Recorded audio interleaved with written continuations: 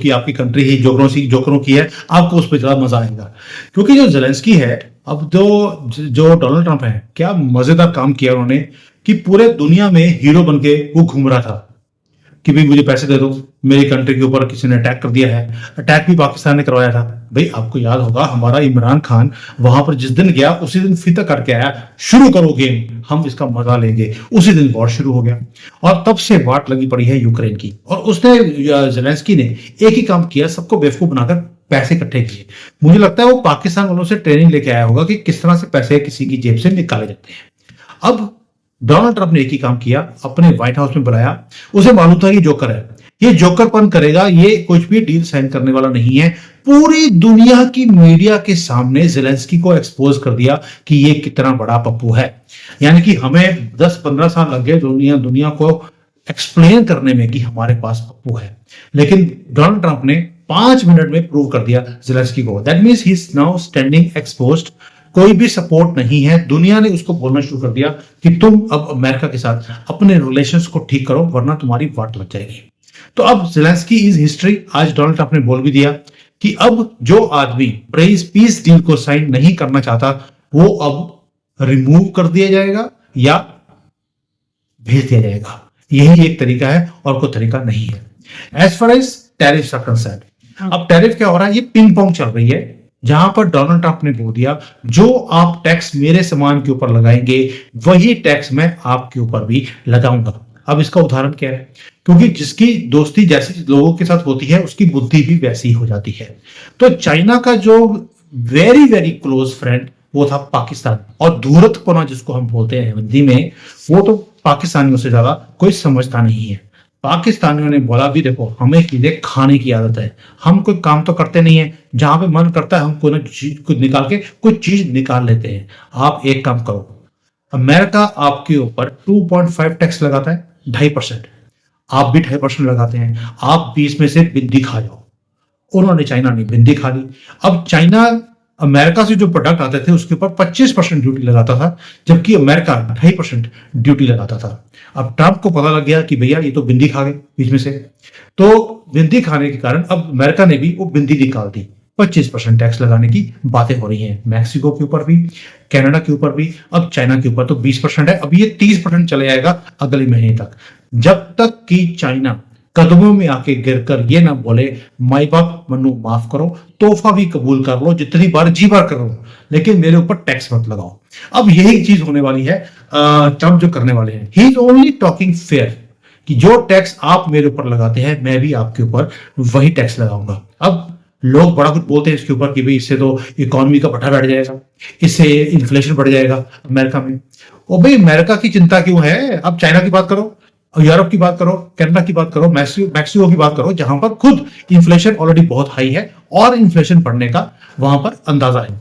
But हर एक बंदा China की बात नहीं करेगा, अमेरिका की बात करेगा। मैं बड़ा खुश हूं भाई, चाइना अब थोड़ा सा, बता रहा हूं अंदर की बात, चाइना अब थोड़ा सा बंदे का पुत्र बनना शुरू हो गया है। वहां पर जो इतने ज्यादा कंट्रोल्स थे, इतनी उनकी हालत खराब है, उन्होंने कंट्रोल्स को, पब्लिक के ऊपर जो कंट्रोल्स थे उसको रिड्यूस कर दिया। टाइम ही नहीं है, हर रोज उठकर ये देखते हैं कि भी स्टॉक मार्केट नीचे गिर रही है, प्राइसेस नीचे गिर रही हैं, लोगों का जीना हराम हुआ पड़ा है, and they are now trying to save themselves कि भाई इतनी जो प्रॉब्लम चल रही है चाइना के अंदर उसको बचे कैसे। ऊपर से ये सुनामी आती आ रही है प्रॉब्लम्स की हर रोज ट्रंप की तरफ से। सो ये पिंग पोंग चलता रहेगा, ये इतनी जल्दी रुकने वाला नहीं है।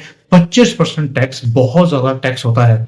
2018 में भी डोनाल्ड ट्रंप ने 25% का टैक्स लगाया था चाइना के ऊपर। इस बार दोबारा से उसने 25% स्टील के ऊपर लगा दिया और बाकी सभी प्रोडक्ट्स के ऊपर 20% लगा दिया है। और चाइना आपको मालूम है ऑलरेडी जो इसके मेजर प्रोजेक्ट्स हैं वो हैं इलेक्ट्रॉनिक्स, सेमीकंडक्टर्स, एग्रीकल्चर, इन सब के ऊपर टैक्स लगने का मतलब है अगेन बैकबोन ऑफ चाइना को तोड़कर रखना। और ये चाइना इससे बाहर नहीं निकल सकता जब तक कि वो डोनाल्ड ट्रंप को एक अच्छी डील ना दे। डील वो दे नहीं सकते क्योंकि पाकिस्तान नामक ढील जो दी हुई है वो ढील के कारण डील नहीं हो पा रही। लेकिन सर अकेला चाइना तो नहीं है, इन्होंने तो टैरिफ कई कंट्रीज के ऊपर जो है वो इम्पोज किया है, और एक तरह से टफ टाइम जो है वो डोनाल्ड ट्रंप को भी देखने को मिल रहा है, इसलिए कि बहुत से कंट्रीज जो है वो नाराज हैं, जिसमें कनाडा भी शामिल है। पहली बात यह कि जो कंट्रीज नाराज हैं उनकी औकात क्या है। अगर मैक्सिको ने टैक्स लगा दिया तो मैक्सिको तो खुद कुछ प्रोड्यूस करता नहीं है, वहां पे जितनी भी फैक्ट्रीज है वो सारी की सारी चाइनीज कंपनीज है जिन्होंने फैक्ट्रियां बड़ी लगाई हैं, वहां पर वो माल बनाकर वो अमेरिका में एक्सपोर्ट करते हैं। यानी कि मैक्सिको को फर्क नहीं पड़ता, चाइना को ही फर्क पड़ रहा है। कनाडा के अंदर भी यही हाल है, वहां पर भी फैक्ट्रियां चाइनीज की हैं, वहीं से माल बनकर वो अमेरिका में जाता है। इनडायरेक्टली ना मैक्सिको को फर्क पड़ता है ना कनाडा को फर्क पड़ रहा है चाइना को, और ये फर्क पड़ना जरूरी भी था क्योंकि इन्होंने धांधली भी बहुत ज्यादा करी है सारे अमेरिका के अंदर। अभी आपने देखा होगा कि चाइना की इकोनॉमी डाउन है, लेकिन गवर्नमेंट के पास पैसे बहुत है। कहां से आते हैं? ये यहां से, वही मैं पहले बोला आपको, जैसे दोस्त होते हैं वैसे ही आपकी बुद्धि होनी शुरू होती है। चाइना का दोस्त है पाकिस्तान। पाकिस्तान भी आपको मालूम है कि ऐसा ही आपकी ड्रग्स सप्लाई कर भारत में बाकी कंट्रीज में पैसे कमाती है। तो चाइना जो है उसने भी ड्रग्स सप्लाई की अमेरिका में थ्रू मैक्सिको एंड कनाडा। अब अमेरिका, ये जो अमेरिका है, ये डोनाल्ड ट्रंप है, उसने उनकी फैक्ट्री भी बंद करवा दी और जो ये ड्रग्स का फ्लो था उसे भी वो बंद कराने लगे हैं। इसलिए अगर वाट लग रही है आज की डेट में, वो ना मैक्सिको की ना कनाडा की लग रही है, तो सिर्फ चाइना की। और ये जो सुलग रही है ये आराम आराम से सुलगती रहेगी, जैसे सिगरेट सुलगती है, आपको पता ही होगा। तो वैसे ही अब चाइना की सुलगने वाली है, इतनी जल्दी से बुझने वाली नहीं है, और चाइना बैक डाउन करने के लिए तैयार भी नहीं है। इस तमाम में सर भारत कहाँ नजर आ रहा है आपको? और जाहिर है कि गल्फ कंट्रीज जो हैं वो भी कहीं ना कहीं डोनाल्ड ट्रंप उन्हें भी टारगेट तो करेंगे, ऐसा तो नहीं कि उन्हें छोड़ देंगे। पहली बात यह है कि आपको हैरानी होगी, चाइना ने एक वर्ड यूज किया है, we will fight till the and.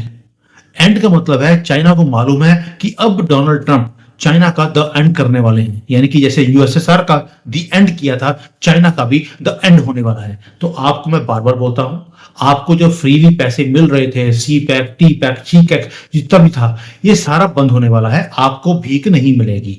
तो चाइना की जब रीढ़ की हड्डी तोड़ दी है, now China can not come back. इसलिए they have said we will fight till the end. China को अपना एंड दिख रहा है अपनी आंखों के सामने। पहली बात तो ये है। Now as far as Bharat is concerned, आपने नोट किया एक चीज, डोनाल्ड ट्रंप ने कई बार अपनी स्पीचेस में बोला कि भारत दुनिया में सबसे ज्यादा इंपोर्ट ड्यूटी लगाता है। 70%, 100%, 200% हम अमेरिकन कंपनीज के ऊपर ड्यूटी लगा रहे हैं। चाइना 25% ड्यूटी लगाता है, उसकी वाट लगा दी। हम 70 से लेकर 200% ड्यूटी लगा रहे हैं, हमारे ऊपर कोई भी सैंक्शन नहीं है, हमारे ऊपर कोई ड्यूटी नहीं है। अब आप समझ सकते हैं कि हमारे साथ डोनाल्ड ट्रंप बिल्कुल स्ट्रांगली खड़े हैं।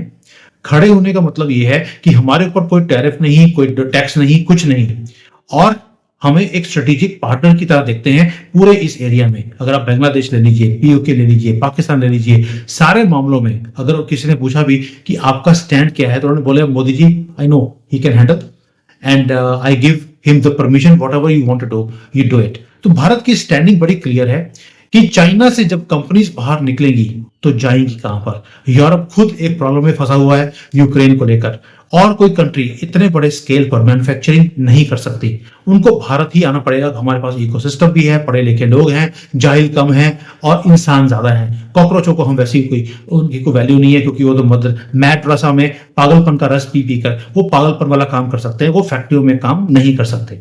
तो इसलिए इन सबको भारत ही आना पड़ेगा। एंड भारत ने अपना इकोसिस्टम क्रिएट करना शुरू भी कर दिया है कि we want to now take this opportunity. जो कुछ चाइना से सामान पहले बन रहा था, अभी वो भारत में बनना शुरू हो गया। आपने सुना होगा, रिसेंटली एक न्यूज भी आई थी कि आईफोन 17 की जो डिजाइनिंग है वो भारत में हो रही है, जो पहले अमेरिका में होती थी अभी भारत में हो रही है। और उसके जो कंपोनेंट्स हैं वो बनने शुरू हो गए हैं। भारत में कंपोनेंट्स बन रहे हैं, कहां जा रहे हैं? चाइना में। और चाइना में सिर्फ असेंबली होगा। पहले उल्टा था कि चाइना में पार्ट्स बनते थे, भारत में असेंबली होती थी। तो आप समझ सकते हैं कि उनका टारगेट है कि अगले जो 50% से ज्यादा आईफोन की मैन्युफैक्चरिंग है वो भारत में होगी, इंक्लूडिंग कंपोनेंट्स। तो यहां पर भारत एक स्पेस बनाता जा रहा है चाइना को पीछे करते हुए, and this is where this next 4 years is going to be. दोस्तों, हमने आपको पिछली वीडियो में बताया था कि जेलेंस्की जो है वो विक्टिम कार्ड खेलकर दुनिया को बेवकूफ बना रहा है, और ये जो पैसा है ना वो सारा अपनी जेब में डाल रहा है, यूक्रेन के लोगों को ना बेवकूफ बना रहा है, और सारा जो क्रीम है ना वो खुद खाने की कोशिश में लगा है। ये भाई भी इन्होंने कहा कि ये जो जोकर है ना, इसका काम सिर्फ और सिर्फ एक तरह से पैसे इकट्ठा करना था, पैसे कमाना था, और इसकी ट्रेनिंग इन्होंने पाकिस्तान से ले रखी थी, क्योंकि पाकिस्तानियों की आदत है ना कटोरा लेकर हर जगह पहुंच जाना, भीख मांगना। तो तो वही काम जेलेंस्की कर रहा था। और अमेरिका क्या है, अमेरिका एक तरह से इसको सपोर्ट कर रहा था, उसको लालच है क्योंकि बहुत ज्यादा खनिज पदार्थ जो है वो यूक्रेन में है, उसका लालच है। तो अभी क्या है ना, जब से ट्रंप ने चूड़ी टाइट की है ना जेलेंस्की की, तब से ये बेचारा परेशान हो गया है, इसको समझ नहीं आ रहा अब करना क्या है, क्योंकि ट्रंप ने साफ तौर पर मना कर दिया कि भाई अब हम आपको कोई भी हथियार नहीं देंगे, आपको कोई भी सहायता नहीं देंगे। अब होगा क्या, ये रोएगा, और जितने खान खदान है ना इसके पास में, ये अमेरिका को उसका पूरा एक्सेस देगा, लो भाई जाओ करो जो मर्जी करना है। बट देखते हैं अभी क्या है, एक तरफ रशिया खुश हो रखा है ट्रम्प के इस कदम से, बाकी बहुत ज़्यादा जो जियोपॉलिटिकल चेंजेस आ रहे हैं ना, वो उसमें आंकड़े लगाना या उसके बारे में प्रेडिक्शन देना इस वक्त बहुत मुश्किल है। बाकी देखते हैं क्या होता है। वीडियो को लाइक करें, शेयर करें, और चैनल पर नए हैं तो चैनल को सब्सक्राइब ज़रूर करें। जय हिंद।